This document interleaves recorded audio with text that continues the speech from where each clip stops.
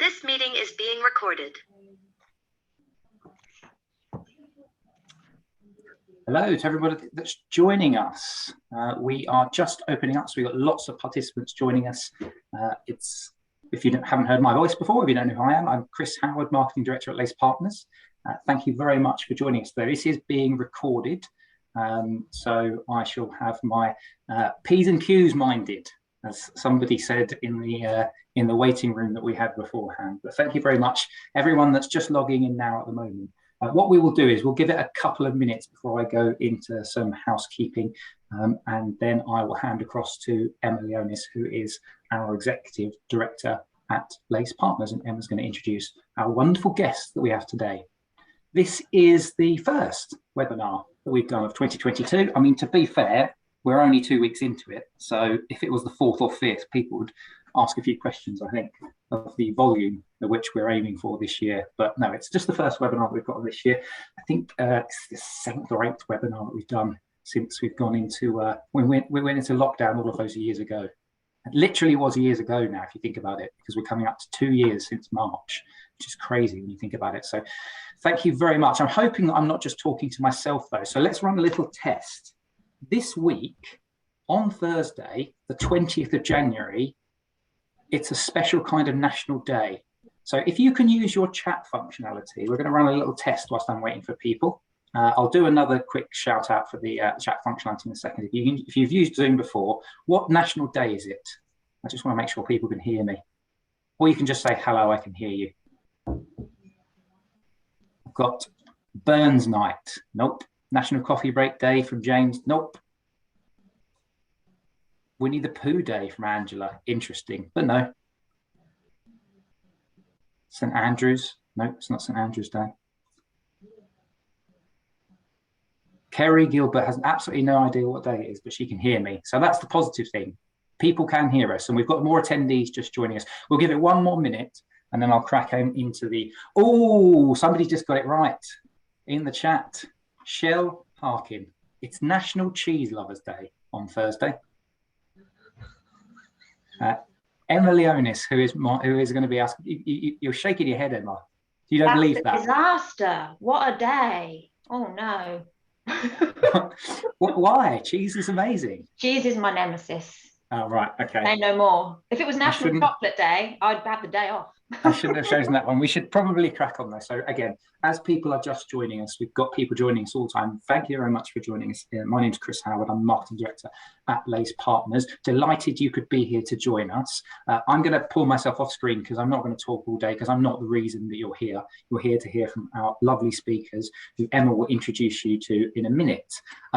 Before we do that though, a little bit of housekeeping. If you've only just joined us, I've been trying to find out what national day it is, and so many people got it right. It's National Cheese Lovers Day, which is fantastic. Does anybody know, just to check those people that have joined us, when Burns Night actually is? If you can give me a date when Burns Night is. And the reason I'm asking this is because I want you to use your chat function. So if you know how to use the chat function, please pop it in. If you don't, at the bottom of your screen, there's a little box that says chat. It should pop open and then you can open it up. Yes, Alan King, Barbara, they're all getting it right. Angela, Libby, all of you guys have got it right. It's 25th of January. That is Burns Night. So, cool. Right, so yes, chat functionality seems to be working. Thank you very much for joining us. As I said, we've got an on-demand version of this session. I'm going to hand across to Emma Leonis in a second to introduce our speakers. There is a Q&A functionality as well. So if you just tap the Q&A button, you can ask your questions at any stage during the webinar, and we will try to get through as many as we can. We've got quite a lot of people on the call today. Normally, we get so many questions that we can't actually answer them all. What we try to do, though, is to create a précis document afterwards and then circulate that to those people who either couldn't be here or we can answer their questions, so that we've tried to answer as many as possible.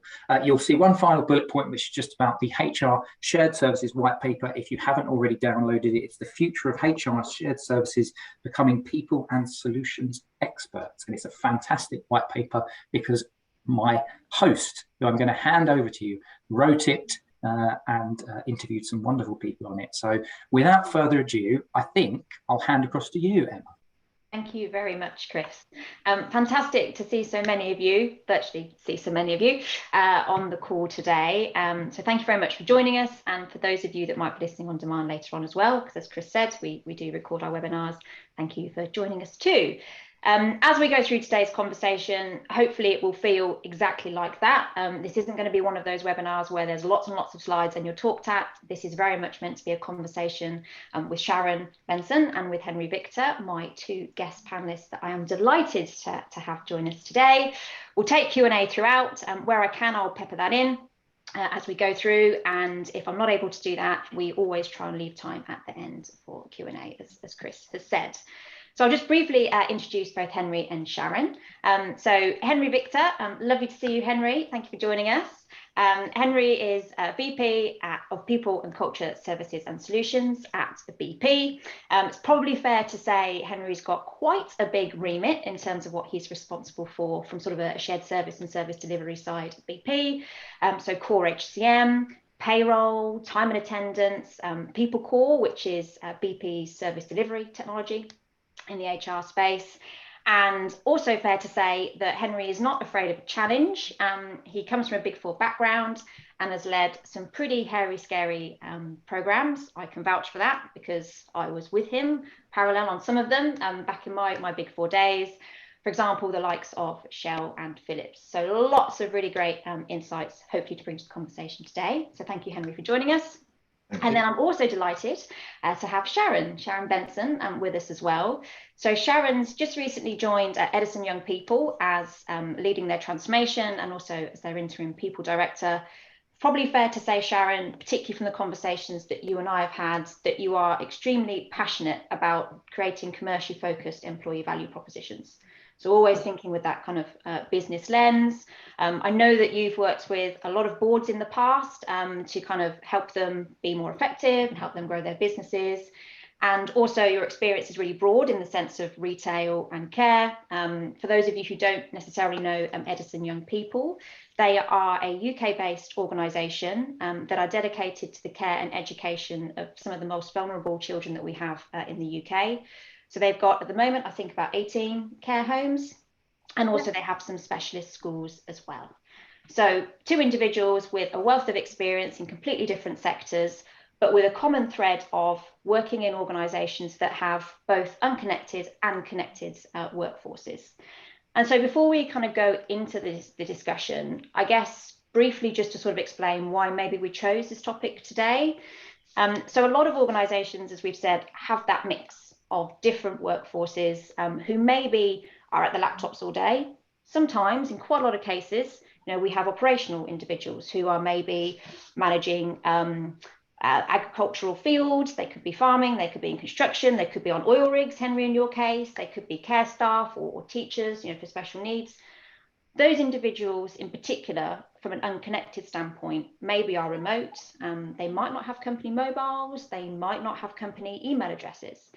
So they've not necessarily got access to the same systems and engagement channels that everyone else might do, i.e. people who maybe are more office-based. And I know over the past couple of years in particular, we've spent a lot of time as an HR profession helping the business kind of grapple with the hybrid working concept. But hybrid working doesn't necessarily work in the same way for those types of unconnected demographics. So it's one of those challenge questions that's been around for a while. I don't think it's that we are afraid to tackle it.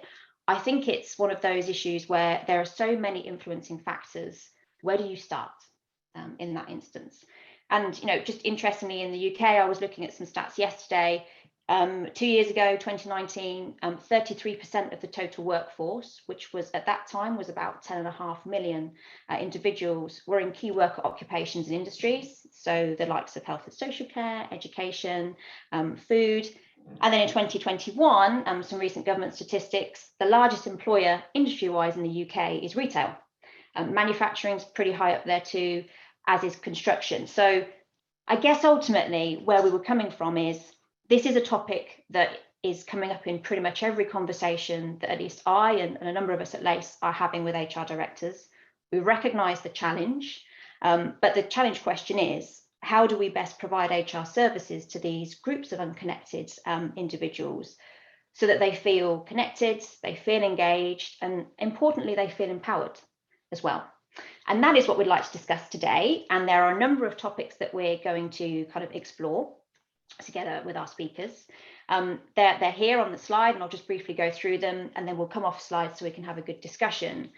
But when we get going, one of the things I'd love to start with is kind of just exploring what unconnected means, perhaps in the context of Sharon and Henry, your organisations today, and what you're seeing. What maybe are some of those key challenges? In your experience, how do you think we can best provide HR support to some of those groups? The third question is a really interesting one. So is a mobile first strategy the right one? Should we make that assumption? Is it a dangerous assumption? Is it a good assumption? In the past, we'd have talked about kiosks. Let's explore that a little bit more from kind of a digital standpoint. Not only thinking about the interventions that we can make, but importantly, I think how you know you've been successful to help sort of continuously improve would be really important to cover. The last point here around how can we ensure that everyone has a voice, I guess is more geared at what we don't want to happen is that we focus so much on one part of the workforce that it actually causes a cultural divide, perhaps with others in the workforce. So how do you focus on supporting everybody in a cost-effective way and create that right culture that feels inclusive? No mean feat to do that. So let's explore that. And then finally, before going into Q&A, we will just conclude with going through, Henry and Sharon, from your point of view, perhaps some of your top tips. You know, if those of you on the webinar today are perhaps starting to think about how you might engage these individuals, the unconnected workforce, what is your strategy? Where would you recommend maybe starting, or what are some of the watch outs in your experience?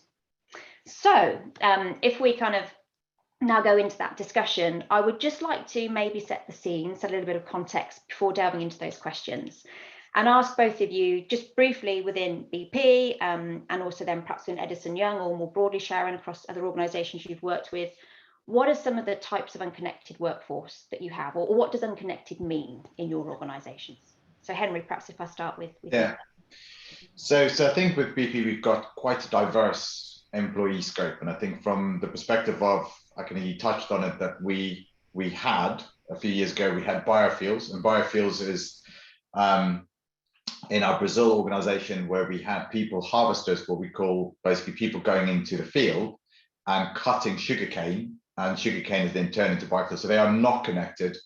They have a very different way of working, and also very different employees that we need to cater for in that sphere. And then we also have, from that element, we've also going to the kind of what you touched on the rig, where we have individuals that's either in the North Sea, as an example, or the Gulf of Mexico, where they are on a rig. They fly in for 2 weeks at a time. They off for 3 weeks, so they've got a 3-week off, 2-week on, and that 2 weeks, safety is the critical element. So being off and working on a mobile or working on anything, a lot of those cases, actually mobiles need to be taken away. They can move that out of it because of safety critical elements that they're working in. So again, how do you cater for that employee? And that's very much from all levels of the organization will work on the rig. Then we also have in our manufacturing, so in our manufacturing organization, we also have people that work within the manufacturing, in the operations plant. And there we're catering for the fact that they're working shifts. They've got shift patterns that they need to kind of work through, and they can work, actually it's 24/7 kind of hours that they can work. So the shift patterns that they work is throughout that. And then the last kind of component we've got is retail. So we've got a fairly big retail organization, about 20,000 employees in that across the globe. And again, I think when we talk to some of our partners around retail, they think retail as a big store where you've got 500 kind of plus people in the store, like John Lewis or Walmart or anything like that. But in our case, it's more what I can refer to the convenience mobility, is a coffee shop experience. So at a petrol station, you might have 4 or 5 people that's working across that in that petrol station, and then they again got shift patterns. They need to make sure that they're working with quite critical components as well, fuel. So there's different kind of components you need to cater for that, from compliance training and anything related to that. So it's a very diverse employee scope that we're working on, from a connected to unconnected. Fantastic. Thank you, Henry. Kind of a bit of everything, as you say, all of the different fields and spectrums you could possibly consider, all under one roof. Exactly. And Sharon, from your point of view, similar question, just again, so we kind of understand the context. Yeah. Not quite as diverse as BP, I hasten to add, but we would have our 18 homes that you talked about before. So they would have a registered manager, a deputy manager who would have access to company equipment and company computers, tend to be more office hours. But then you would have maybe a team of 10 in that home covering 24/7 shifts for the children in those care homes. Similarly with schools, your headmaster and the school admin would probably have direct access to emails. The teachers would too, but it isn't something they work with when they're in lessons with the children all day. So they don't have any kind of company email, any access to any systems, which means you're heavily reliant on the manager and their ability to communicate to make sure that any kind of messages are cascaded. So it can be quite a challenge, particularly if you think of a manager working Monday to Friday, maybe 8:30 or maybe 5:30, 6 o'clock. But then you have weekend workers. Sometimes they might not even see their manager, depending on what shifts and what rotas, given a 24/7 operation. And then in a previous life, when I worked for Studio Retail, we had something similar with the warehouse operations teams that, a team of 500 working in the warehouse, different shifts, just wouldn't have access to company equipment and therefore any of the company messages that people who would be either in, buying and merchandising or in the contact center, they would all have instant access to an intranet, to emails, and be able to see that. And that was a real challenge, making sure those two teams of people felt connected and felt part of the bigger picture. Yeah, brilliant. Thank you, Sharon. And I think we'll pick up on kind of perhaps some of the initiatives you've put in place, maybe address some of those challenges shortly. But if we sort of step back and think around those different workforce groups, people in manufacturing, people in kind of the kind of commerce, mobility, convenience mobility piece that you talked about, Henry, from a retail side, the weekend workers, and the experience angle. We talk a lot about designing around experience, particularly from an HR service delivery standpoint, more and more now. So it'd be great just to get both of your perspectives on what do you think the core asks? What are those types of workers really needing? And therefore that helps us define how we best support them, if that kind of makes sense. So maybe Sharon, if I continue picking up where you left off. Yeah, we're just looking at mapping. I'm only in week 2 now, or week 3 at Edison Young People, having left Sunrise Senior Living, and we're just in the process of mapping our, candidate experience and colleague experience right now. And it's quite interesting because at the moment we have, from applying to the job to walking in the front door, it looks like about 14 different touch points for a candidate, particularly around safer recruitment and the level of checks that have to be done in this particular sector. Only 2 of those touch points are actually with the line manager. And when you try to make somebody feel connected, given that that's who they're going to be creating their messages with, we're just in the process of starting to remap some of the processes so that actually more of the touch points are with the manager, which then makes it easy to join and then harder to leave because you feel more connected and more engaged and have lots more opportunities to have real positive touch points rather than with a central office person that you probably won't see again once you're running in that home. So from an experience perspective, it's how can we, we're just starting to think about using text messages because we see that a lot of emails go into junk. And I don't know about you, I don't really check my Hotmail account that often, and it's not something I read that often. So we're just in the process of changing that journey to start having more text messages and more text message come from the registered manager so that there's more of a connection in creating that experience before they join. And similarly, once they do join, I've observed that from some of the great managers we've got, they've got WhatsApp chat groups with all of the people in their home so that everyone can remain connected, even though they might never see each other because the shifts just might not cross over. So that's kind of how we're just starting to look at the kind of whole experience and all the various touch points. And I suppose what we're trying to do over the next couple of weeks is really document the key moments that matter.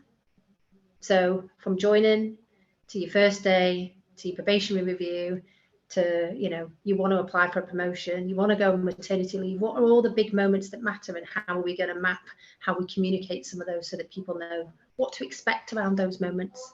So that's kind of where we're at the moment. We're just starting on that journey. So if anybody else has any hints and tips, feel free to also put them in the chat. It's fascinating, just that point around the touch points that you have with the manager. I'm sure all of us here on the call, and by that I mean people listening, completely would recognise that a manager really is one of the key drivers of whether someone feels engaged or not. But I'm just wondering, based on what you've said, Sharon, whether the expectations and the role that perhaps a manager plays in supporting an unconnected workforce is the same or is different to a more of a connected workforce, if that makes sense. I don't know whether there's more of an expectation, i.e. they have to do more people things, and HR steps down and plays a different role. It's just an interesting reflection. I'd say more, in all honesty, because you're relying on them to get messages and messages out quickly. Although we did at Sunrise look at putting an app in where we were putting the payroll and the pay slip on it. So we knew people, hourly paid people, do like to check their pay slips and make sure they've been paid their hours and make sure they've been paid their overtime. And that was where we were going to start directing comms channels to be able to speak to colleagues directly rather than rely on the cascade of a manager. Because when a manager's got 50 million things spinning on their plates, they may forget to cascade that important message. So you've got to, I don't think it's one size fits all. I think you've got to consider multiple ways of trying to get that message out. And if the colleague ends up getting the message 2 or 3 times, I don't think that's a bad thing, but at least you've got an opportunity to make sure that message does hit, because you can't, it's a big responsibility to place on a manager of an unconnected workforce, because they're a single point of failure if you're not careful, if you don't kind of wrap your comms channels around it appropriately. And it feels like, you know, it's definitely tougher on them than it would be in an office where everybody gets the same email at the same time. Yeah, and I see you nodding, sort of, Henry, sort of any thoughts, reflections and builds perhaps on that topic? Yeah, I think for us is that there is a clear need for, in certain cases where you need a high touch HR service, and you can't get away from that. And I think in some of our cases, we actually say that it becomes even more problematic where we use the corporate email as the thing to connect to any of the applications, and for unconnected population, they don't have a corporate email. So they can't connect to the likes of our HR systems, they can't connect to the email, they can't get, so it's how do you create a service for them and how do you do that? And I think here is that what we've seen, we're going through a bit of a piece of work in our retail organization to kind of see how do we provide services for that. So we're going through that thinking at this point to kind of kick off a big piece of work. But that's one where we actually see that your floor manager, your store manager is actually key. They do majority of that connected communication, the hiring, they're setting the schedules. They are the kind of the key. And therefore, there's a lot less involvement from a services perspective or from an HR perspective, because your store manager is the one that's actually doing a lot of it. Where we had in our biofields, we had actually, there was less the case. We had more hands-on HR people that was actually at the bus stops where we were taking people to the different sites. You had HR that was basically there sitting at a desk and working with colleagues when they've got any issues that they need to resolve. So I think we're getting more where we kind of said that actually when we implemented our core HR system 3-4 years ago, we kind of focused on corporate, focused on connected employees, and when global standard, that's where we're going. You're now very much going, well, it's modular, and you need to cater for the individual rather than having global standard. It doesn't fit, it doesn't work in this environment. So we need to kind of rethink about how do we drive some of those services, how do we drive some of those connections? And that's kind of, and there's definitely solutions out there that's now catering for it, they're specifically making for that, but it's the how do you make the attractions? I think to what Sharon said is that, what do you put on that app to attract employees to get it? Is it their work schedule is on there? Is it their pay slip is on there? Is it the overtime that they look at? You need to have that connection that they go into it, because if they don't go to it, they won't see it. And then I think you surround everything else around that, communications, learning, whatever it needs to be around that kind of need that they go into it. And I think that's part of what we see is how do you create that link in that actually get them to come to that, either the site or the mobile app or whatever it is you can create. Creating that pull, I guess, to help drive the behaviour change that you're expecting. Exactly. Yeah. Go ahead. Emma, I was going to say, you and I have had the conversation before where I think HR is quite aligned to marketing. So if we think of marketing as a function, they will, look at all their customer base and they will determine the various personas of those customers. They will tailor messages to those different personas based on, what they want to target. They'll have different channels, different offers, they'll be looking to attract those customers. maximize the performance of those customers.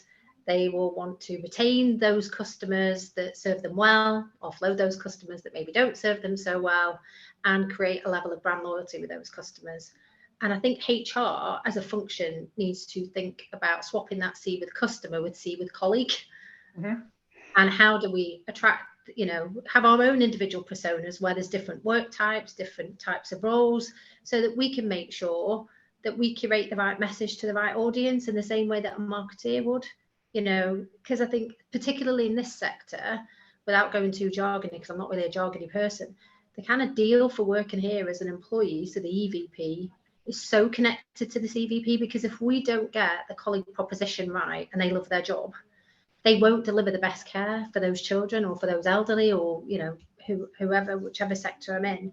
So it's really important that I think HR needs to think a little bit differently, not just commercially, but think a little bit more like marketing, if I'm being honest with you, to make sure we attract, retain, and get the best performance out of, of our colleague base as they would their customer base. I never seem to get a marketing budget, mind, but, they'll give it a go. But I think it kind of touches on that, because we think that actually at BP, you've got a big BP brand. But when you get down to the actual, you get to either the retail site or you get to the rig that somebody goes to, their loyalty lies to that rig or lies to that. So we've got Thunder Horse. You'll actually find that the person won't say they work for BP, they work for Thunder Horse, and that's the big oil rig out in the Gulf of Mexico. And you kind of say, well, actually, how do you capture that as an element to say that their loyalty doesn't lie with the BP, kind of the bigger BP umbrella? And then how do you define that? Because that's kind of where they work, that's how they work. And therefore the connectedness is with their colleagues on that rig rather than with the corporate office that we've got. So it's how do you cater for that? How do you use that as a mechanism? And just to pick up on some of the things that you've said, and I can see some Q&A coming in, I'm making a note, there's 2 questions specific to kind of manager capability, which we'll come to. But just to go back to that kind of creating the pool and having a modular approach that you kind of tailor by the individual or those various groups within the unconnected kind of umbrella, love it. But how do you make that cost effective is always an interesting question, because low touch clearly is more automation. So therefore, there might be some cost efficiencies there. Higher touch, in theory, potentially could mean a higher cost of service. There's no right nor wrong, but again, I'm just interested in your thoughts on how you have that conversation to tell the story of the why you need those 2 different models to get the investment that perhaps is required. Sharon, I can see you're pondering, Henry is as well. But even the touch points, though. So if I think of some of the candidate recruitment that we've got at the moment, the emails will come from somebody in recruitment. You could still automate, but that email could come from, if you got your text set up correctly, that email could still, or that text could still look like it comes from the RM, the registered manager, even if it, if it was a part of a workflow. Mm-hmm. So I think it's, it doesn't have to be, those touch points can still be part of an applicant tracking system and can still be automated. But wouldn't it be nice if it came from the name of your manager rather than a central person that you're just probably never going to speak to again? So I don't think it's about creating too many high touch points, because you're right. It does create a lot of time, and I think it puts a lot of pressure on the manager. But where you can automate to make it swift and make it quick for both parties, at least personalize the automation rather than making it overly generic would be kind of one of my recommendations. But I also think if you invest a bit more time in making it high touch points in the key moments that matter, do you end up doing less of them because you retain more people? So you think, oh, well, that's going to take an extra 2 minutes, and that's a 2 minutes per candidate. Well, actually, if that 2 minutes is such a key moment for that candidate, that's the difference between them joining and them not joining, and them staying or them going, why wouldn't you invest that 2 minutes? Because if you've got a constant churn, you will end up burning those 1 minutes more and more often. So it's about really mapping out the journey, mapping out the process, and then really honing in on the bits that really matter. Mm-hmm. I don't think you can do it for everything, but I think you've got to do it unique to your organisation and the candidates that you are looking to attract. What are the bits that really matter for them? And that's where you invest in that little bit of extra, magic dust that says that's the key bit when we're likely to lose them. But unless you're tracking that and can see at each stage of the journey where they fall out, then you don't know, you make it all high touch. So I think if you can use data and insight to understand where you're missing out or where your challenges are, then I would put it a bit more high touch point in there if we know that's a vulnerable part of the process. And Henry, your sort of reflections again, sort of, do you agree with that? Any challenges? No, I think I do. I think there's no one size fits all, right? So otherwise we would all be doing it. We wouldn't be here today if there were. Well, I wouldn't have a job. But I think the element here is that we always going to say that you have connected, or when I think it's when are you connected? Can I say that actually we always kind of make the thing that says nobody can be connected to any of the technologies you've got, but I think digitization plays a big part in here. Everybody's got a mobile. So mobile, the iPhone has been out since 2007. So therefore, people are used to using technologies, but you need to create the space and the time for them to be able to use those technologies. You need to cater for that. So I think we kind of talk about, and it's one of your questions, talk about mobile first. Well, actually, mobile is just another channel in your service organization. So you have either mobile first, or you have mobile access, or self-service and guided service and high-touch service. So I think you need to understand what is the services you're providing, and then you need to cater for that. And I think in one essence is that you don't push everything there, because that doesn't mean that everybody needs to have the same level of access or the same level of technology or processes and stuff. But I think you need to cater for your employee scope that you've got at various levels, and really understand. I think we talked about the personas that you need to kind of create and really understand your employee, the employees you're kind of trying to build the service around, and then develop from that. And it's not a you start now and then it's done. It's a journey that you need to continuously go on. You need to use analytics to measure, to say, well, what works, what doesn't work, and you need to be able to evolve your service as you're going through this. And I think that's a lot of the times we actually you go live with a big transformation program, and you go, okay, well, that's it, we're done. But you come down 5 years down the line, and you go, well, actually, we need to do it again. But why do you need to do it? Because you don't need to continuously evolve as your employees evolve. And I think technology has moved on quite significantly over the last 10 years. And I think there's a lot more out there that you can use and that people are willing to use. But it is around the time, because if I'm sitting at home and I'm doing work stuff, well, I'm not being paid for it. So how do you create that element to be able to want to do that or kind of work through that? And I think that's the kind of the missing link that we need to kind of really resolve. No, absolutely agree both. And in a second, I'd love to sort of explore some of the other examples of maybe interventions that you've seen, you might have seen in your own organization right now, or in other organizations you've worked with, and that measuring the impact piece, because I think that is really, really important actually. And whether we do that enough is a question. But if we just go back to briefly kind of summarize, I guess, overall as people who are unconnected, and interestingly, someone in the chat, Andy, I think, he was saying unconnected is different to disconnected, and I'm deliberately using the word unconnected because I don't want to talk about disengagement. Obviously, if you're not supported in the right ways, it can lead to disengagement. But if we think about really, what does someone who is in that kind of forecourt, who's in a warehouse, what ultimately they wanting? They want to feel safe. They want to feel like they belong.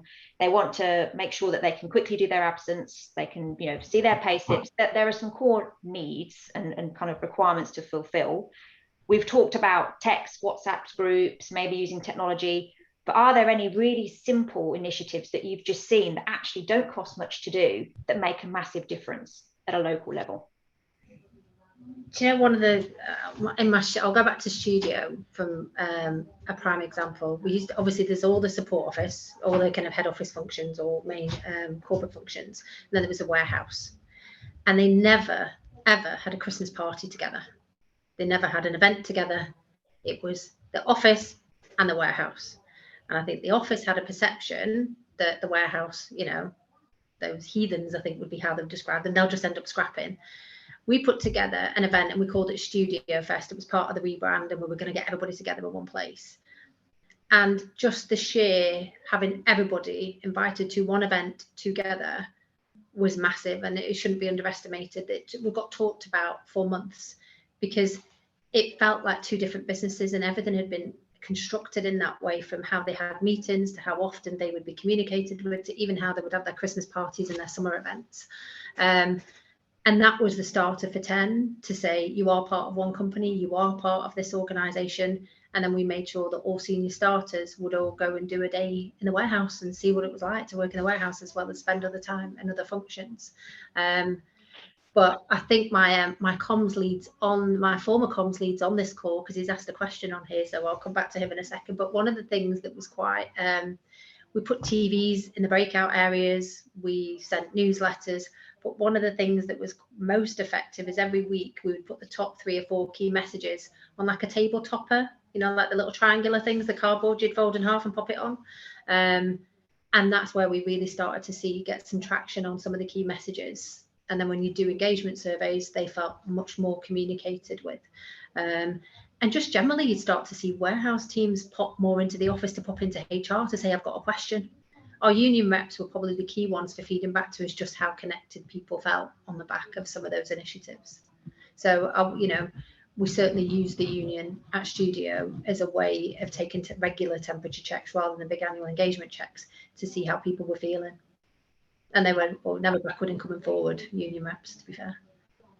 No, thank you, Sharon. I think that sort of touches on Maria's question, where she was saying, you know, what about situations where you just genuinely don't have access to any technology?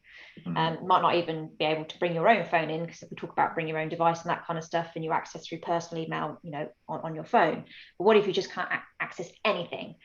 What can you do to make those people feel supported, engaged? Is it a local HR presence, and therefore they take all of that admin, and that's the high touch element, which maybe Henry picks up on what you were saying from some of the biofuels examples in the past.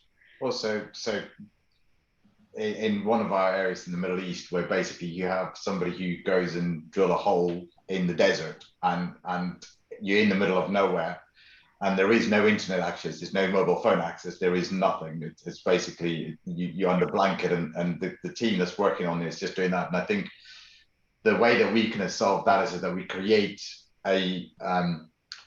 like a rota system with our local HR team to be able to go out and actually make it, we adapt the packages for the HR teams as well, because for them it's not in their normal environment. You get somebody who's experienced and that's all they do, they go out in the desert and they kind of work in that environment, or somebody who's sitting in a corporate office to go and do that. It's quite a big challenge for them as well that they need to go. So we try to understand, how do we cater for that, and how do we put that in place to say, well, actually we'll have a system where somebody can go out and they can work on that side from an HR perspective and work with the colleagues and then come back. So they have a different on-off system to be very on-site, off-site, but we cater for that to be able to do that.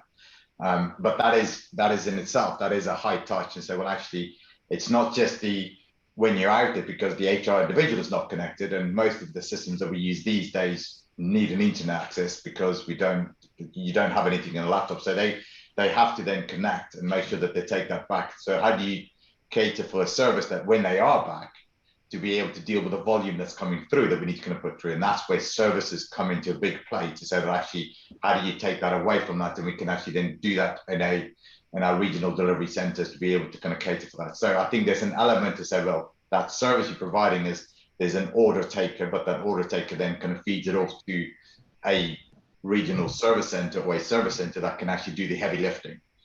But you need to have processes and mechanisms to be able to cater for that. And I think that's kind of one of the areas that we're looking at. I guess how you make those processes and mechanisms from an internal HR delivery side scalable and sustainable as well. Yeah. So thinking about all those examples you've just given, how might we start to measure perhaps the impact of interventions? It's one of my personal kind of soapbox topics. I will not bore everyone today. But I think there's increasingly much more of a recognition of we need to get better as an HR function at measuring success, tying that back to overall business outcomes, business delivery, and showing that red thread as part of continuous improvement. So again, just wondering sort of what your ways of measuring some of those pieces have been, whether it's been showing, engagement scores going up as a result of perhaps bringing those two groups together, at Studio, whether it is the number of tickets, whether it, I don't know, what kind of might that look like for you, or is it easy to measure? When we've changed, if I go back to Sunrise, I'm too early at Edison, but if I go back to my Sunrise time, when we were looking at the candidate journey from a recruitment perspective, we would be dropping out about 50% of the funnel. So they'd get offered the job, but 50% would fall out and never start. Hence why we looked at reshaping, what's the various touch points, how can we do it? Now we dropped that to about 28%. It's still quite high. We could never get away from it because the DBS and the references and for all the safer recruitment to be checked coming to a home and community was quite challenging. But that was certainly a measure of improving the comms and improving the journey in terms of those candidates.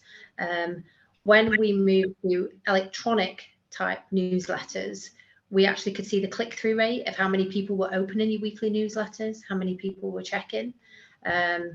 When we launched a new whistleblowing hotline, one of the best places, because we sent an email out about it, didn't really get much traction to come on some of the training courses. When we put posters on the doors in the loo, the uptake went up massively. And I know you joke, but it's like one of the most, you've got a target audience for a couple of minutes maybe. So we definitely saw there was lots of different ways that you could try and get messages out. Not all of them measurable, but ultimately, I think the measure is, can you attract people? Can you retain people? And are they delivering what you're expecting them to deliver? That's where you start to see improvements in those. I don't think it's an annual engagement score. I think it's everyday performance metrics that you're tracking every day that can be influenced by, great comms, real clear, steer on what people need to do and how you deliver your HR services. And that comms piece is coming through quite clearly. It's not just, these are the things I need to do. I need to hire, I need to manage my team, I need to look at productivity, as a kind of a store manager, for example, or on the rig, make sure everyone's safe and, feeling engaged. It's that comms piece, getting the messages out, and from the transparency of a business lens as much as the transactional day-to-day of managing a people team, if that makes sense. It's the one role I put in all of my HR teams, because it's surprising how many businesses, large and small, I've gone to that don't have internal comms. They focus a lot on external comms and communicating to the customer and trying to sell to the customer. But it is one of the roles that I tend to always put in my HR teams, because I think comms is so important, and understanding those messages and who you're targeted to. You don't want to patronize somebody very senior, but equally so, you don't want a comment in a particular tone of voice that actually then people don't understand. So I think it's a real critical function for HR to consider as part of its armory, to be honest. Yeah, I can see Henry nodding vigorously. Yeah. So we have internal comms, and they work closely with us in that. And I think anything that we need to send out to employees have to go through internal comms and that to be signed off. And there's various ways of how we need to do that.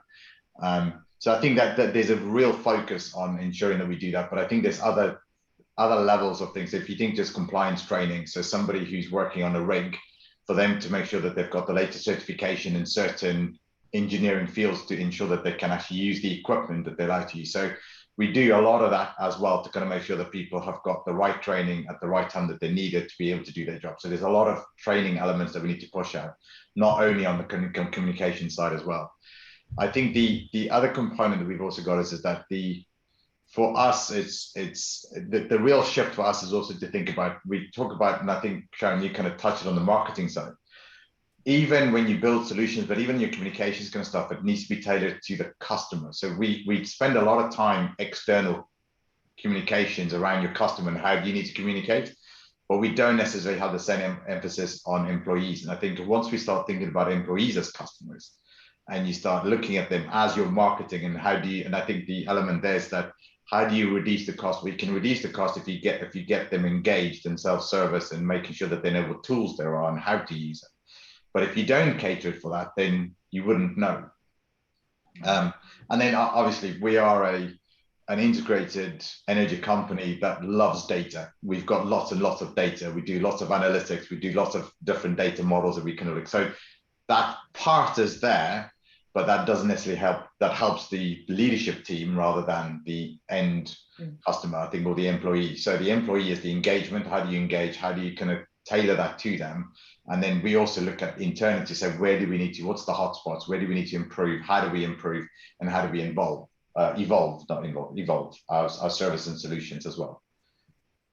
Great, thank you both. And then I just wanted to sort of flip it to maybe a slightly more philosophical lens before I pick up on some of the Q&A that I've seen in the chat. There's been a lot about line manager role. Not surprised. That is something that always comes up in all the webinars we do, but we'll come back to that. So the philosophical question is more around, today we're talking about the unconnected workforce, all the examples we've given.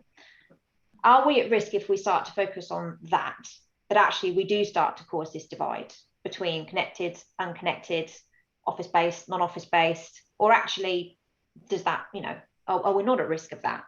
Again, we've given some examples of bringing teams together, but I'm just wondering if we are trying to think about delivering an effective service provision across the entire workforce, if you've tackled the challenge of, okay, I've got hybrid working down, been doing that for quite some time, tick. Now I need to make sure my unconnected individuals feel part of something. They can get what they need from HR, they can get what they need from the managers, they can be successful, they can feel part of something. That might require certain interventions. Do we risk other parts of the business feeling like they're now not being looked after, if you see what I mean? What are your thoughts on how we perhaps avoid there being that conflict or perceived preference for one area over the other? Or maybe that isn't an issue. I've not personally seen it as an issue. I think the biggest issue that arose for me, certainly at Sunrise, over the pandemic, was the unconnected workforce tend to be the ones that are actually, they can't work from home. They don't have that privilege. They've got to go into that care home. They've got to, as it is here, go into that school. Whereas actually most of the connected workforce, AKA the support offices, could actually work from home. And that was really challenging to manage the comms message around that as to why, when they were hunkering down and COVID was hitting, over the height of the pandemic, we obviously wanted to keep all of our support office people safe, but actually that wasn't necessarily how it was perceived out in the community. So we had to do quite a lot of comms and engagement to say that they're still there for you, but this is how you're going to connect with them and this is how you're going to contact them. And if you actually need people out to come out and help you, we had a short list of people who were prepared to actually go and pull a shift in one of the homes, so that actually they didn't feel there was a them and us. But that took quite a lot of work and quite a lot of comms and quite a lot of engagement. I'm not saying it dissipated fully, but it was something. It was a big challenge that we had to recognise, because that unconnected workforce don't have a choice to do hybrid working in the main. They don't have a choice to work from home. They've got to come out. They've got to deliver for the customer. And we've just got to make sure that we kind of balance how both parties are seen by each other, but there's no getting away from the fact that the jobs are different, so the personas would be different, and therefore the needs that you need to cater to both of those are different, but just be honest about it. It's all the best you can do. And I think that from that, that's spot on. I think for us I don't think that we have a disengagement per se. I'm not saying that we don't always get it right. Trust me, there's lots of things that we can do differently and improve on. But you do need to cater for your different employee bases, and based on the work that they do. You will always have a disconnected employee force based on what they do. And therefore you need to cater for that. And I think then there's also the engagement. I think so one of the key things for us during the pandemic, if you think about it, you've got people on a rig that's coming together and they are on that rig. So if anybody contracts COVID on that rig, it's quite a big disaster that we need to prevent before somebody goes there. And that's kind of things that we have to kind of really cater for, and to say, well, how do we manage people to isolate before they go on a rig to make sure that they are okay, and then go on, and when they're coming off and kind of stuff, and how do we monitor that? So there's a lot of things we need to do around engagement. There's a lot of things that we had to cater for to be able to make sure that our workforce is safe. And then one of the few things that was still open during lockdown kind of stuff was the petrol stations. So we needed to make sure that that is also in a safe environment that we're working in, that people can actually have the right engagement and they feel that they are part of a bigger organization that's supporting the world in this kind of space of what we're trying to do. So I think that was a kind of key thing. But you have to tailor it. You can't have it one size doesn't fit all. It doesn't work. I think that, as I said earlier, that we kind of focused on the global standard. I'm not saying it's a dirty word, but I think it's more and more you kind of mention it, people go, oh, I'm not sure this is working anymore. And I think that's kind of the thing. You have to tailor your services, and I'm not talking about just the technology, but it's your services that you're doing, you have to tailor it for the employees or the customer that you're supporting, to be able to do that. And one size won't fit for all in that. And that's kind of a key thing that we are looking at to say, well, actually, how do you differentiate between our services, our solutions, and even from our people and culture organization, which is our HR organization, how do you differentiate between that? Thank you both. I've written down a couple of sort of my takeaways from our conversation, and then I'll just like to touch on a couple of the Q&A that have come in. That's all right. So a couple of things that really resonated with me from what both of you were saying, and then I'd love just for each of you to put one more build on that, perhaps, in terms of kind of top tips, reflections. So we talked about creating that pull. So how do you drive the right behaviors? You know, what's in it for me? Why should I do that? Make it attractive for someone to engage in a particular way, no matter what channel that you're looking at in terms of that communication mechanism. Henry, you talked about kind of knowing when you're connected as well as being as part of that. We talked quite a bit about internal comms and the importance of that, particularly regarding engagement. And we'll pick up on the line manager part of that linked to engagement in a second.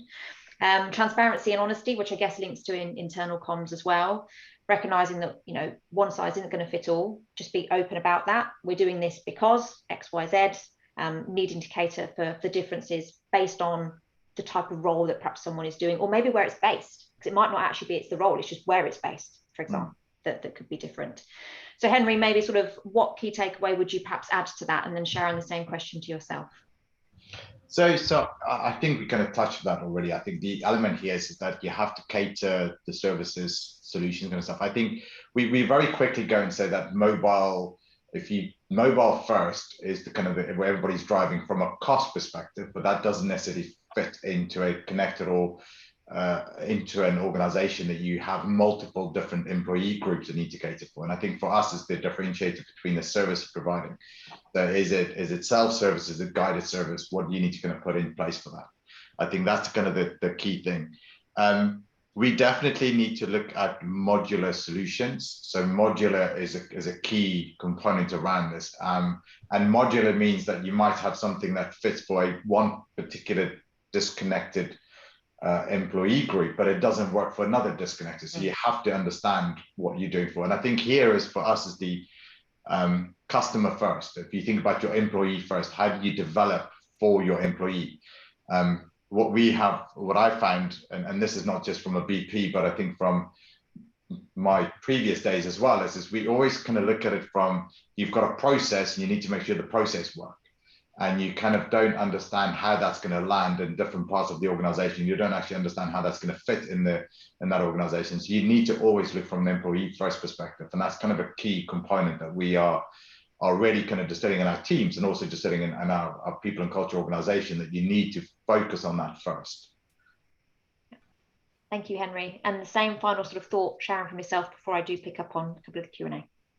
I'd say building on that is I probably invest of everywhere I've gone, and I've been about a bit, is invest quite a lot of time engaging managers and helping us shape it. And building on your point, Henry, yes, there's a process, but the questions I'd be asking is, what do we want our people to do? How do we want them to feel? You know, what do we want them to know, and how do we want them to feel? I don't think we asked that last bit of how do we want them to feel. We mapped the process of what do we want them to do, what do we want them to know, but how do we want them to feel working for us? And then consider the process, and as we map that experience with those three questions in mind, what do we want them to do, what do we want them to know, and how do we want them to feel? Because that should then shape some of the experience and some of the bits where you might take a process off and say, it doesn't look the most efficient, but that's a key moment that mattered where we are going to invest time, because that will pay dividends further downstream. And engaging managers and people in doing it. So at the early stages where we're starting to workshop this, I would get people involved in workshopping it with us. I don't think this is just something for HR to do behind the scenes. I think if I think of all of my budgets, I spend most of my budgets starting to do the org design piece and the process piece with people who do the jobs. And actually, they're usually more stretching and challenging to say, do you know what, if we didn't do it this way, we could be so much more efficient, or this would be so much better, because they're much closer to the task. And then once you've mapped that and you've got those foundations, the other bits of HR that bolt on, like, so how are we going to go recruit for those people? How are we going to manage? How are we going to, train?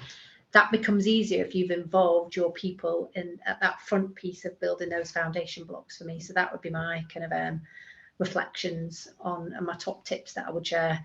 Involve as many people as you can up front at the beginning, and you will have a lot less hassle downstream. Yeah, thank you, Sharon, and absolutely would echo that, sort of based on my own personal experience too. But it links to one of the questions. Actually, I think it's from Jasmine looking at the chat. Again, it's great to say let's involve managers, let's involve individuals in that design. Fully agree with the philosophy. However, how do you get them bought into? Yes, you can take time out of your job to do that. Particularly talking about the workforces that we are. How do you get that buy-in, I guess, or the want? Maybe it's creating that pull again to be part of the design conversations. Just your thoughts on how you get that commitment to being in those conversations. You have to cost for it, because if you think about it, if you're taking a care worker off a shift for a few hours, you've got to cover that shift. That resident or that child still needs cover. So when you're building your business cases to put any of these programs in, you've got to account for the hours. And you've got to then make sure that the return on investment will wash its face of returning the cost of those hours, to be honest with you. So what metric are you trying to shift that if you didn't get that engagement up front? Because if we don't get that and I just deliver it, I might not be able to influence the turnover.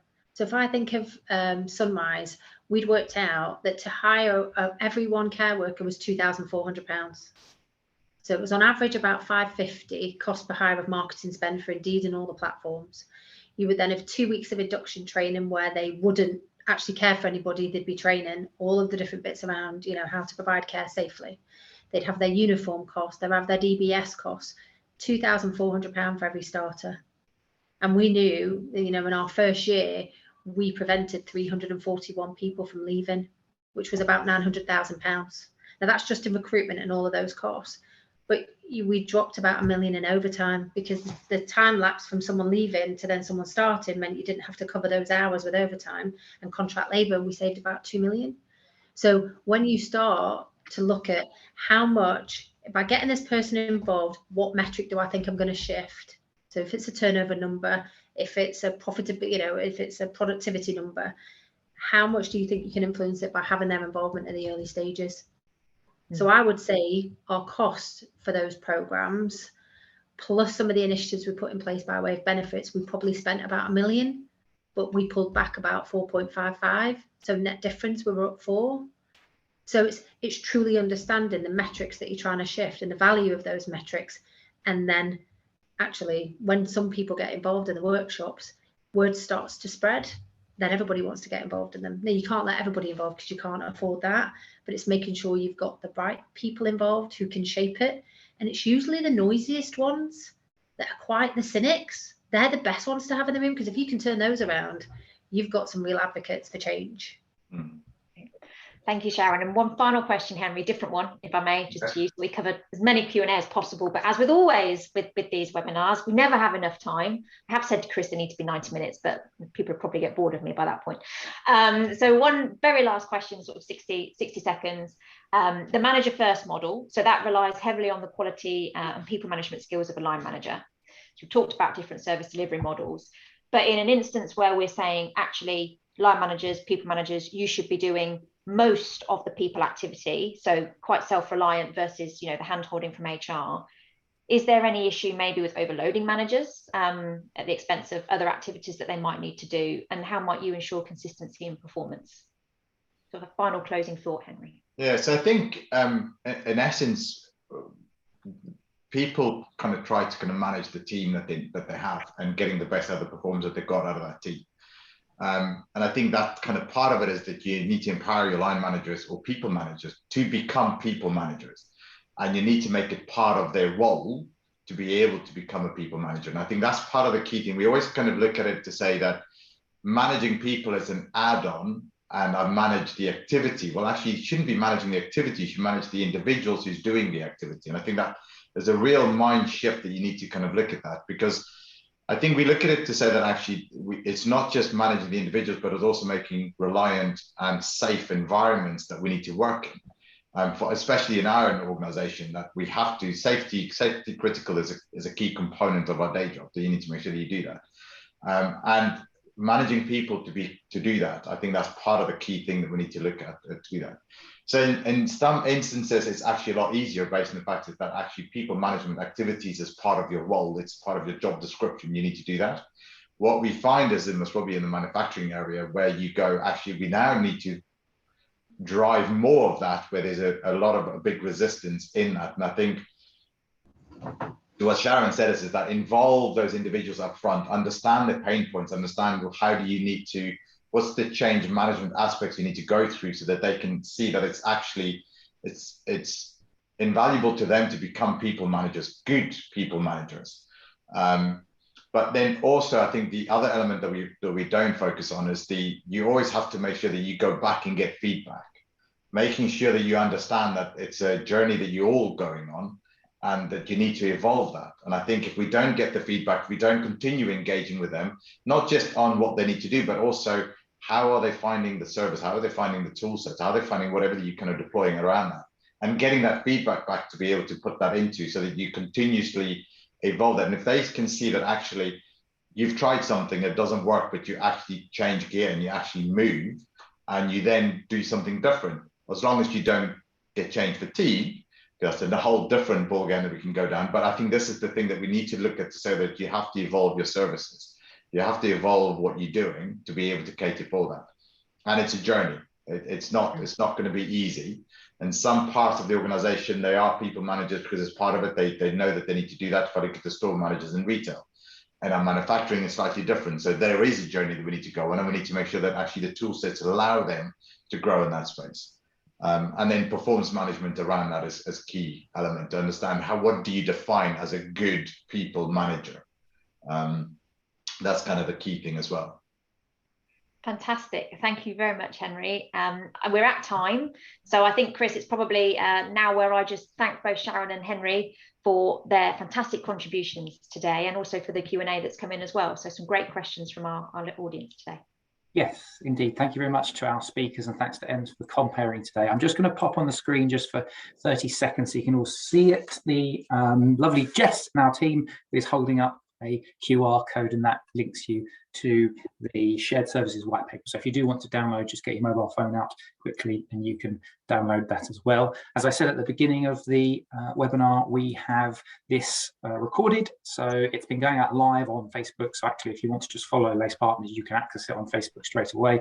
There'll probably be about an hour or two whilst we're doing the download of this content and then uploading it onto our YouTube stream, and then that will go across onto our website as well. So you'll be able to access that too on demand as and when you like. Thank you very much to David, Fraser, Andy, Jasmine, Maria, Mark. We've got a couple of anonymous attendees as well who have contributed to their questions. If there's any that we have missed, we will try to get through to those as a result of after this. There'll also be a feedback form that will be dropped into everybody's inbox. So if you have the chance to fill in that feedback form, it'd be much appreciated. But once again, from myself, from Emma, from Sharon, and from Henry, thank you very much for joining us. And we look forward to seeing you next time on the next webinar that we run. Thank you very much. Thank you. Thanks all. Thanks. Bye.